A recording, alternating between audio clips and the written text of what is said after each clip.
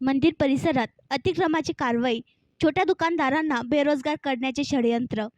गोपाळ तायडे. सुरक्षित युवक, शेतकरी, शेतमजूर महिलांचे या परिसरात दुकान. नगर परिषदेकडून मंदिर परिसरातील छोट्या दुकानदारावरती वारंवार अतिक्रमणाची कारवाई करण्यात येत असल्याने स्वाभिमानी शेतकरी संघटना छोट्या दुकानदारांना न्याय देण्याकरिता रस्त्यावर उतरणार, असे प्रतिपादन स्वाभिमानी शेतकरी संघटनेचे शहर अध्यक्ष गोपाळ तायडे यांच्याकडून करण्यात आले आहे. श्री संत गजानन महाराजांच्या पदस्पर्शाने पावन झालेल्या शेगाव नगरीत लाखो भाविक दर्शनाला येत असतात, त्यामुळे गर्दी होणे स्वाभाविकच आहे. या गर्दीचा हवाला देत नगर परिषदेकडून छोट्या दुकानदारांवरती वारंवार अतिक्रमणाची कारवाई व पोलीस प्रशासनाकडून दंडात्मक कारवाई करण्यात येत आहे. शहरातील नागरिकांनी मंदिर परिसरात छोटे व्यवसाय थाटले आहेत. या दुकानावरती त्यांचे उपजीविका चालते, परंतु वारंवार नगर परिषदेकडून अतिक्रमण कारवाई होत असल्याने छोट्या दुकानदारांना नाहक त्रास सहन करावा लागत आहे. शहरात MIDC पॉवर प्लांट सारखे मोठे प्रकल्प उद्योग नसल्याने शहरातील नागरिकांना हाताला काम नाही, त्यामुळे मंदिर परिसरात नाईलाजाने व्यवसाय करावा लागत आहे. 50% छोटे दुकानदार हे सुरक्षित युवक आहेत.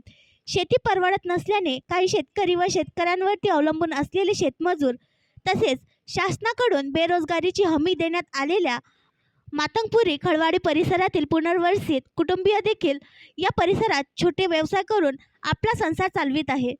यामध्ये महिलांचा मोठ्या प्रमाणात समावेश आहे. अशी परिस्थिती असताना देखील नगर परिषदेकडून वारंवार छोट्या दुकानदारांवरती अतिक्रमणाची कारवाई होत असल्याने होतकरू सुशिक्षित युवक, शेतकरी, शेतमजुरांना बेरोजगार करण्याचे षडयंत्र आखण्यात आल्याचे चित्र शेगाव शहरात पाहावयास मिळत आहे. यात भर म्हणून छोटे दुकानदार, हातावर विकणारे विक्रेता भाविकांना अवहेलना करून त्रास देतात, असे बिनबुडाचे आरोप सर्रास करण्यात येतात. या प्रश्नावर स्थानिक लोकप्रतिनिधीकडून कोणताच आवाज उठविला जात नाही. ही मोठी शोकांतिका आहे. आम्ही छोटे दुकानदार शहराचेच नागरिक नाही का, असे भावनिक उद्गार दुखवलेल्या त्रस्त झालेल्या दुकानदारानं मंदिर परिसरातील अतिक्रमणाची कारवाई, छोट्या दुकानदारांना बेरोजगार करण्याचे षडयंत्र. आणखी नवीन व्हिडिओ पाहण्यासाठी आमच्या देशमुख एक्सप्रेस न्यूज चॅनलला सबस्क्राईब करा, लाईक करा आणि शेअर करा.